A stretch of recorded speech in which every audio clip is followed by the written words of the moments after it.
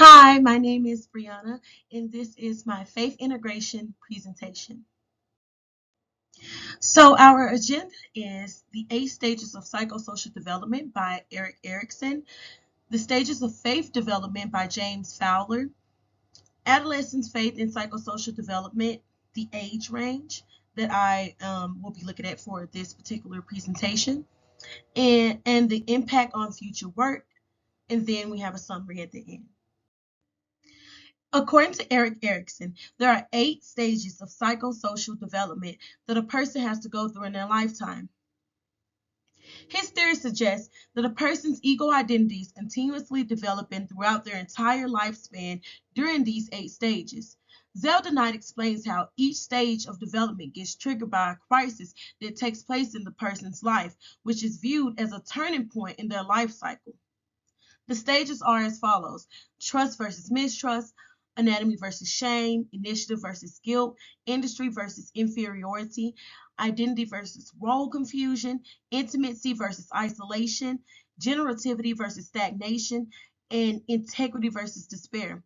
Curtis Dunkel and Colin Harbka goes on to further state in their article that the stages all support one another to form a functioning whole, which means the resolution of the stages shouldn't be viewed as something that is independent, and instead should be viewed as a group unit, basically, because it takes place, these stages, it takes place over your entire lifespan, and you may spend more time in one stage than the other. So it should be viewed as something that's more so a group effort rather than independent. Your growth in each of these stages affects the other because it's a process of forming your own identity and finding yourself based on the relationship you have with others, such as your parents, siblings, friends, school, daycare administrators, bosses, etc. Furthermore, each stage of therapy can be considered an ever evolving and changing process of identity formation for a person.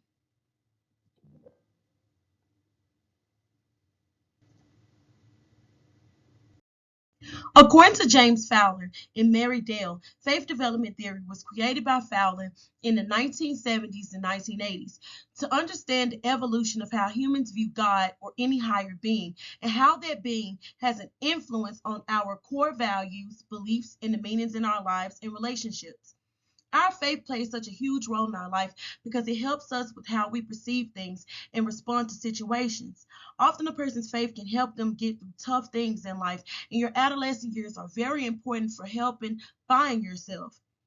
You build bonds and relationships that are very important to you and need to be worked on and maintained, which gives you more responsibility in these different phases of your life.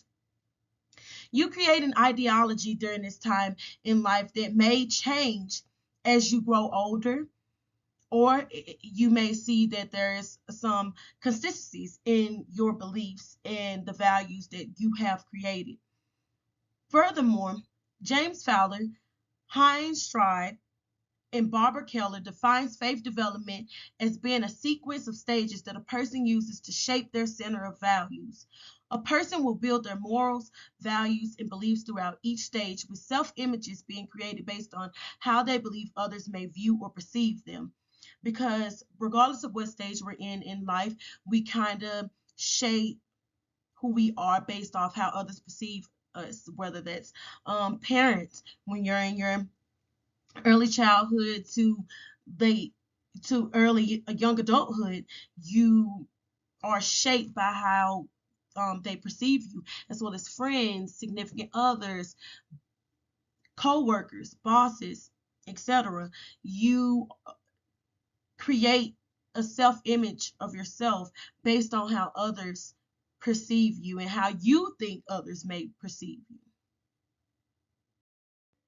Now we will look at the similarities and differences between Eric Erickson's identity versus role confusion stage for adolescents and James Fowler's synthetic conventional faith stage for adolescents and beyond. We'll take a look at Eric Erickson's first. This is the fifth stage and the most important because this is where the child is going through changes. They have an identity crisis almost because they're at a point in their life where they're wondering who they truly are and what their purpose may be and where they stand in people's lives, and they're examining the relationships that they have with others. Once they're able to find a connection between their past and present selves and their present and future self, they'll have achieved a sense of self-continuity. This is important to form a strong identity and find a sense of direction in life. By being able to form their own identity, it creates fidelity to oneself, which simply means that they have a greater sense of loyalty or faithfulness to themselves. They're more likely to stay true to who they are or the person that they're striving to be in the future. There's a connection there where they're like, I understand the things I have to do to get to that level that I want to be at in the future. And I also acknowledge my past and how far I've came and where I'm at now in the present. So at this point, they're learning to have a sense of loyalty to themselves. Whereas in Fowler stages of faith, an adolescent will be in the synthetic conventional stage, which would be the third stage, while being in the fifth stage of Erickson's psychosocial development. So in this stage, the children are going through puberty. Physical and mental changes are happening. This stage brings revolutions in cognitive function and interpersonal perspective taking. Their own thoughts, reasonings, values, and perceptions come into play during this stage. They use a more metacognitive way of thinking, which means they're now thinking about their own thinking, and they're able to sit back and reflect on how they think and how they perceive things. How will they respond to a certain situation? How will they change their behavior according to what's happened in the past or what may happen in the future? They're thinking about all these different things now. And so in this stage, the adolescent identifies with a religious group, a belief system, or some form of authority. There's also growth in one's personal religious or spiritual identity. At this stage, they have few conceptions of faith from many different sources or influences in their lives, but they may not reflect on what these conceptions actually mean to them at the moment. So we can see they're similar because in both of these stages, the theme is the formation of identity and changes happening to you in your adolescent years. You form your identity, values, morals, and perception of things, people, and relationships in both of these phases. However, in the faith development, there's more focus on growing within your own faith and beliefs. You're finding what you believe in, and it helps you shape your perception of the world and your relationship with others, along with your morals, beliefs, and values. Whereas with the fifth stage of psychosocial development, the adolescent is more so exploring their independence and developing a sense of who they truly are. So it's kind of the same as the synthetic conventional faith, but it's not with an emphasis or focus on your faith. It's more so a focus on your independence now, and you finding out who you are and where you fit in and how you want to present yourself to the world. So at this time, I'm not sure what route I really want to take from this point, and whether it's going to be in case management, social work, or counseling. But I feel that this will help me in any of those capacities. I currently work in an emergency department at my local hospital with the substance use navigator. So we do get a lot of adolescents in there for substance use related issues. So having this knowledge on their development stages will be of great help. Because I'll be able to provide her even with more information, on things that they may be going through, especially since I'm not too far away from that stage myself. And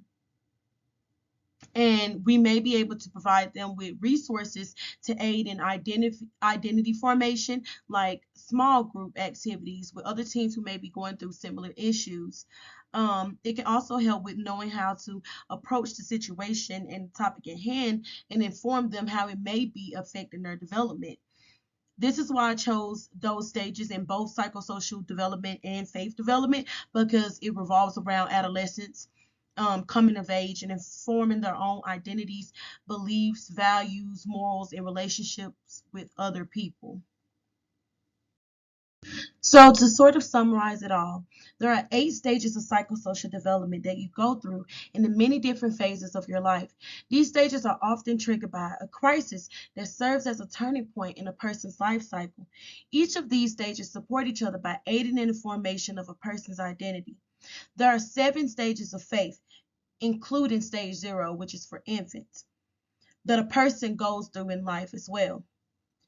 It was created to see how we perceive God or higher beings and how that being helps shape our beliefs, values, and relationships with others. You create your systems of beliefs and values throughout those stages. Both are important for forming a person's identity and shaping their values, beliefs, morals, relationships, and just overall their entire life, because you are finding yourself and finding peace with these different phases that you go through from birth to death.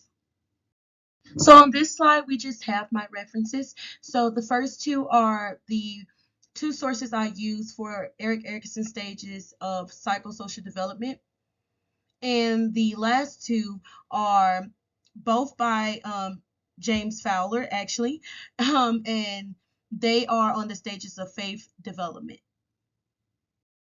So I just want to thank you all for viewing my presentation. Thank you.